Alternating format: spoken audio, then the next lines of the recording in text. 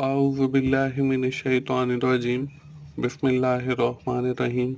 अस्सलाम वालेकुम दोस्तों, मैं हूँ मोहसिन रज़ा और आप लोग देख रहे हैं 24/7 टीचर्स ऑनलाइन। दोस्तों, हमने इकोनॉमिक्स की क्लास शुरू की थी और आज उस सीरीज़ का हमारा चौथा लेक्चर है। दोस्तों, आज की क्लास के अंदर हम लोग बात करने वाले हैं डिमांड के ऊपर। दोस्तों, आज की क्लास शुरू करने से पहले हम ये देख लेते हैं कि हमने अपनी पिछली क्लास के अंदर क्या चीज़ें कवर अप की थी या क्या चीज़ें पढ़ी थी। दोस्तों, पिछली क्लास के अंदर हम लोगों ने बात शुरू की थी रैशनल चॉइस से और हमने ये भी देखा था कि ऑप्टिमम प्रोडक्शन से क्या मुराद है। उसके साथ ही हम लोगों ने देखा था कि इक्विटी इन इकोनॉमिक्स क्या होती है और नेपोटिज्म से क्या मुराद है। और साथ ही हमने ये भी देखा था कि बार्टर ट्रेड सिस्टम क्या होता है और आखिर में हम लोगों ने कॉस्ट एंड बेनिफिट एनालिसिस के बारे में देखा और मैंने आपको एक एक्सरसाइज भी दी थी कॉस्ट एंड बेनिफिट एनालिसिस के हवाले से। दोस्तों, मुझे पूरी उम्मीद है कि आप लोगों ने वो एक्सरसाइज कर ली होगी। दोस्तों, हमारी इस सीरीज की ब्यूटी यही है कि हम एक लेक्चर के अंदर जो चीज पढ़ेंगे उसी से रिलेटेड मैं आपको एक एक्सरसाइज भी दूंगा, ये देखने के लिए कि आपको इकोनॉमिक्स के उन टॉपिक्स की समझ आ गई है या नहीं आई है। तो दोस्तों, देखते हैं कि आज की इस क्लास के अंदर हम क्या चीजें कवर अप करने वाले हैं। दोस्तों, आज की क्लास के अंदर हम देखेंगे नीड क्या होती है। उसके साथ ही हम लोग ये भी देखेंगे कि वांट से क्या मुराद है और हम ये भी देखेंगे कि हमारी जो ख्वाहिश है वो कब डिमांड में तब्दील हो जाती है। उसके साथ ही हम इन तीनों के अंदर फर्क भी देखेंगे कि नीड, वांट और डिमांड में क्या फर्क होता है। उसके साथ हम लोग लॉ ऑफ डिमांड की बात करेंगे, फिर हम लोग डिमांड कर्व भी देखेंगे। उसके साथ ही हम कुछ करेक्टरिस्टिक्स देखेंगे डिमांड कर्व की। ये हैं दोस्तों हमारी आज की क्लास के टॉपिक। दोस्तों, अगली स्क्रीन के ऊपर आज की क्लास का पहला टॉपिक आपको नजर आ रहा है जिसमें नीड लिखा हुआ।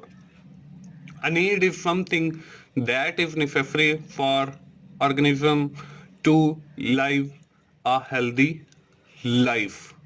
दोस्तों, नीड से मुराद वो सारी चीजें हैं जो हमें जिंदगी गुजारने के लिए जिनकी जरूरत पड़ती है। उसके अंदर आपको स्क्रीन के ऊपर नजर भी आ रहा है कुछ तस्वीरी शक्ल में air, water, food and clouds. ये सारी चीजें ऐसी जरूरत की हैं कि जिनके बगैर हम एक अच्छी जिंदगी नहीं गुजार सकते हैं, जिनके बगैर एक हम हेल्दी लाइफ नहीं गुजार सकते हैं।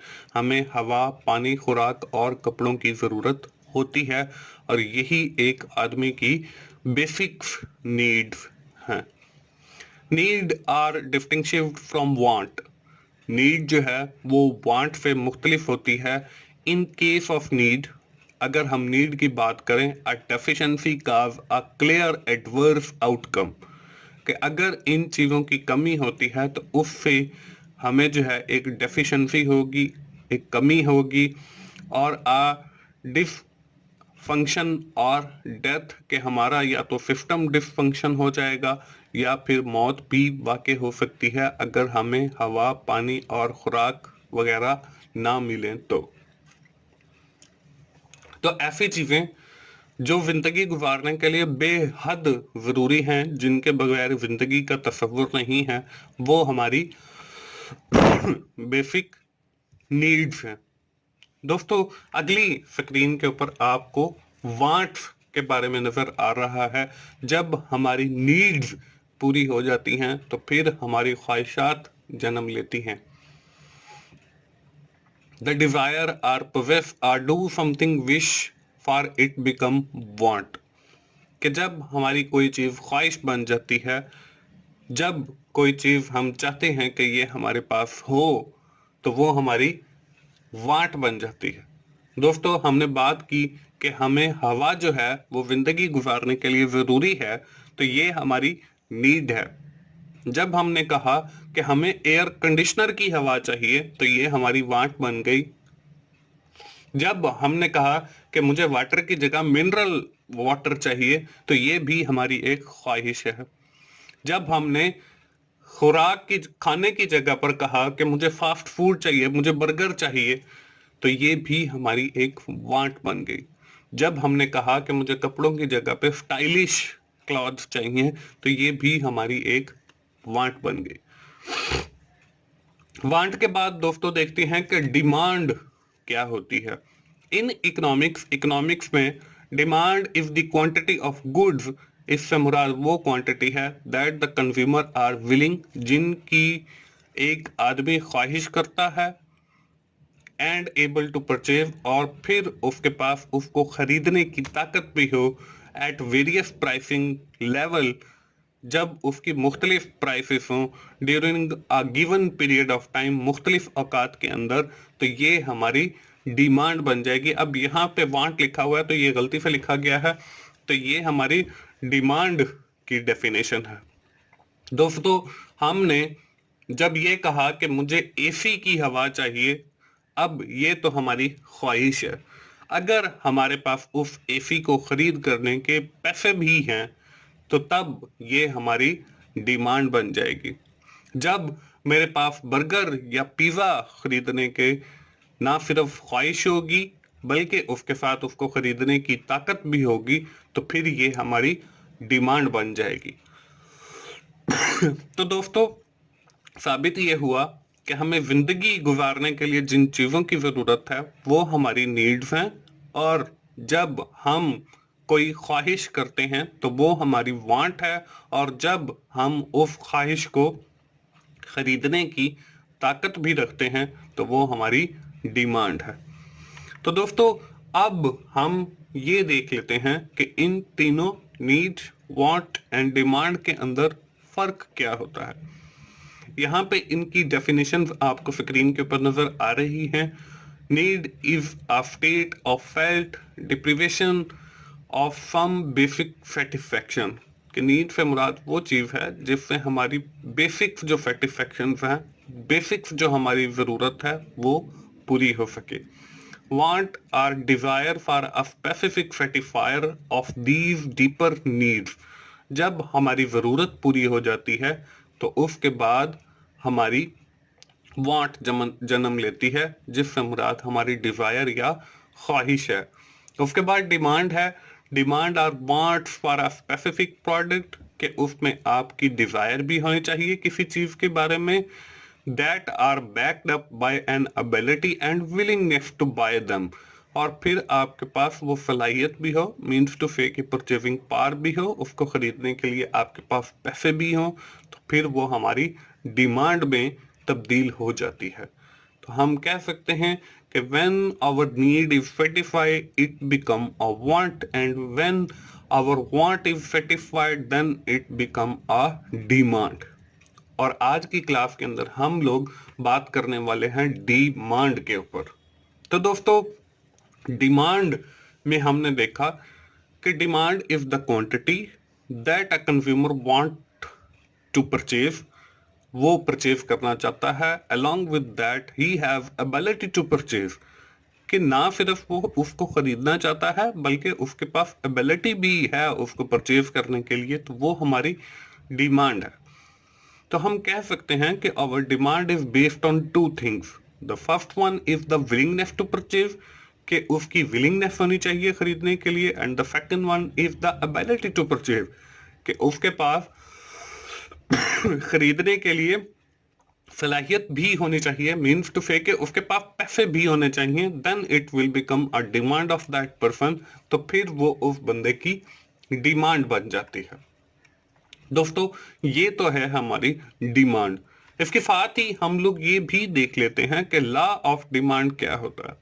The law of demand is a fundamental principle, ये एक बुनियादी असूल है इन इकोनॉमिक्स के अंदर, विच स्टेट्स, जो बयान करता है दैट एट हायर प्राइस, जब आपकी कीमत ज्यादा होगी, consumer will demand a low quantity, कि जब कीमत ज्यादा होगी तो आपका जो कंज्यूमर है उसकी जो डिमांड होगी वो कम होगी ऑफ अ गुड्स किसी भी शय के बारे में, and vice versa. Vice versa का मतलब यह है कि इसके बरक्स का मतलब ये है कि जब उस शय की कीमत कम होगी तो फिर उसकी जो डिमांड है वो ज्यादा होगी। तो ये एक बेसिक लॉ ऑफ डिमांड है कि जब किसी शय की कीमत आपकी ज्यादा होगी उसकी डिमांड कम होगी, और जब उस शय की कीमत कम होगी तो उसकी डिमांड आपकी ज्यादा हो जाएगी। दोस्तों, इसके बाद हम लोग देख लेते हैं कि हमारा डिमांड का शेड्यूल या टेबल क्या होता है, और उसके साथ हम with the help of this table graph जो है वो कैसे ड्रा करते हैं। दोस्तों, स्क्रीन के ऊपर आपको एक टेबल नजर आ रहा है। इसके अंदर एक कॉलम के अंदर आपको प्राइसेस नजर आ रही है और दूसरे कॉलम के अंदर आपको उस चीज की डिमांड नजर आ रही है। दोस्तों, अब यहाँ पे देखें, हमारे पास जो प्राइस है वो 50 है और डिमांड 5 है, और जो डिमांड है वो 50 है। अगली रो के अंदर आपकी जो प्राइस है वो इंक्रीज होकर 10 हो गई है। अब देखें, आपकी जो डिमांड है वो 50 से 40 हो गई है, और यही हमने लॉ ऑफ डिमांड के अंदर पढ़ा है। Have the price of the product is increases, the demand of that product is decreases.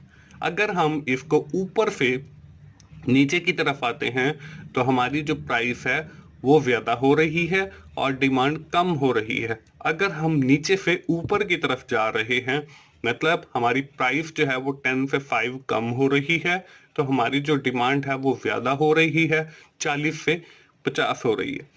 अब अगली रो के अंदर देखें, प्राइस के अंदर मजीद इजाफा हुआ है तो डिमांड के अंदर हमारी मजीद कमी आई है। तो अगली रो के अंदर हमारी प्राइस जो है वो 20 और डिमांड भी 20 हो गई। इसके साथ अगली रो के अंदर हमारी प्राइस जो है वो 25 हो गई है और हमारी जो डिमांड है वो मजीद डिक्रीज होकर 10 पे पहुंच गई। अब दोस्तों, हम इससे ग्राफ कैसे बनाएंगे? ग्राफ बनाने के लिए हम सबसे पहले ओ एक्स लेंगे और फिर हॉरिजॉन्टल लेने के बाद एक वर्टिकल लाइन लेंगे जिसको हम ओ वाई कहेंगे। ओ एक्स पर हम लोग अपनी डिमांड्स लेंगे जो आपको नजर आ रही है, 10, 20, 30, 40, 50 और 60। इसी तरह ओ वाई के ऊपर हम लोग अपने प्राइस लेवल लेंगे जो कि आपको नजर आ रहा है, 5, 10, 15, 20, 25 और 30। आप देखें दोस्तों, यहाँ पे प्राइस 5 है और डिमांड आपके पास 50 है। तो देखें, हमारी जो प्राइस है वो 5 यहाँ पे है और 50 हमारी डिमांड यहाँ पे है। तो हम इन दोनों जब प्राइस को और डिमांड को मिलाएंगे तो हमारे पास एक पॉइंट, ये रेड कलर का जो आपको नजर आ रहा है, ये बन जाए। इसके बाद आगे जो है वो हमारे पास 10 प्राइस है और हमारी जो डिमांड है वो 40 है, तो यहाँ पर भी एक हमारे पास पॉइंट बन जाएगा, ये रेड कलर का। इसके बाद आगे जो है फर्दर हमारे पास प्राइस जो है वो 15 है और डिमांड हमारे पास 30 है, तो इनको भी मिलाने से एक पॉइंट बन जाएगा। इसके बाद हमारे पास प्राइस जो है वो मजीद इंक्रीज होकर 20 हो गई है और डिमांड हमारी और कम होकर 20 रह गई है, तो इससे भी हमारा ये एक पॉइंट बन जाएगा। इसके बाद हमारी जो प्राइस है वो 25 हो गई है और डिमांड जो है वो 10 रह गई है, तो इससे भी हमारा एक पॉइंट बन जाएगा। अब दोस्तों, ये जो सारे पॉइंट्स आपको नजर आ रहे हैं, इनको मिलाकर हम एक लाइन या कर्व ड्रॉ करेंगे जिसको हम डिमांड कर्व कहते हैं। दोस्तों, ये दोनों टेबल और ग्राफ क्या रिप्रेजेंट कर रहे हैं? द टेबल और schedule and the graph shows that as the price of the product increases, the demand for that product is decreases and vice versa। कि जब उस शेयर की कीमत बढ़ रही है तो आपकी जो डिमांड है वो कम हो रही है, और जब उस शेयर की कीमत कम हो रही है तो उसकी डिमांड आपकी बढ़ रही है। ये टेबल और ग्राफ रिप्रेजेंट कर रहा है। दोस्तों, इसके बाद आपको स्क्रीन के ऊपर इस डिमांड कर्व की कुछ करेक्टरिस्टिक्स नजर आ रही हैं। दोस्तों, पहली बात तो ये है कि ये जो आपका डिमांड कर्व है, इसका जो स्लोप है वो डाउनवर्ड होता है, मतलब ऊपर से नीचे की तरफ होता है। इसके बाद जो अगली करेक्टरिस्टिक है डिमांड कर्व की, वो आपकी ये है कि ये हमेशा राइट वर्ड होता है, मतलब लेफ्ट से राइट की तरफ। इसके बाद अगली जो आपको करेक्टरिस्टिक स्क्रीन के ऊपर नजर आ रही है, it have negative relation with price. उसकी वजह यह है कि जब किसी एक शेयर के अंदर इजाफा होता है दूसरी चीज आपकी कम हो जाती है, तो ये नेगेटिव रिलेशनशिप को रिप्रेजेंट करता है। तो दोस्तों, ये तीन करेक्टरिस्टिक हैं हमारी डिमांड कर्व की, कि ये एक तो डाउनवर्ड स्लोपिंग होता है, दूसरा आपका राइटवर्ड होता है, तीसरा आपका नेगेटिव होता है। तो दोस्तों, आज की क्लास हम यहीं पे अपनी ख़त्म करेंगे और जल्दी से हम समराइज कर लेते हैं कि हमने आज की क्लास के अंदर क्या चीज़ें कवर अप की हैं। समराइज करने से पहले दोस्तों, आज की जो एक्सरसाइज है वो आपको स्क्रीन के ऊपर नज़र आ रही है। वो क्या है, आप जल्दी से अपनी नोटबुक ओपन कर लीजिए ताकि आप इसको नोट कर सकें और फिर सॉल्व कर सकें। If the price of certain good is RF10, the quantity demand by everyone in the market is 150 per day। कि अगर आपकी जो प्राइस है वो 10 है तो आपकी जो डिमांड है वो 150 है per day. At the price of 8, the quantity demand of the same product is 18 per day. कि आपकी जो प्राइस है वो 8 हो गई है और जो डिमांड है वो आपकी 18 हो गई है। तो ये 150 की बजाय आपका 10 है शुरू में भी। उसके बाद and if the price is further decreases, आपकी जो प्राइस है वो मजीद कम हो रही है, the quantity demand for the same produce product will rise up 30 per day. शुरू में भी दोस्तों आपके पास ये 10 है, 150 नहीं है।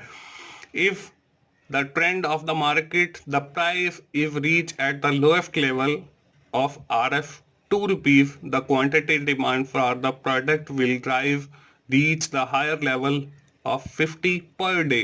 तो ये आपकी 50 है दोस्तों, आपने इस 150 को भी 10 कर लेना।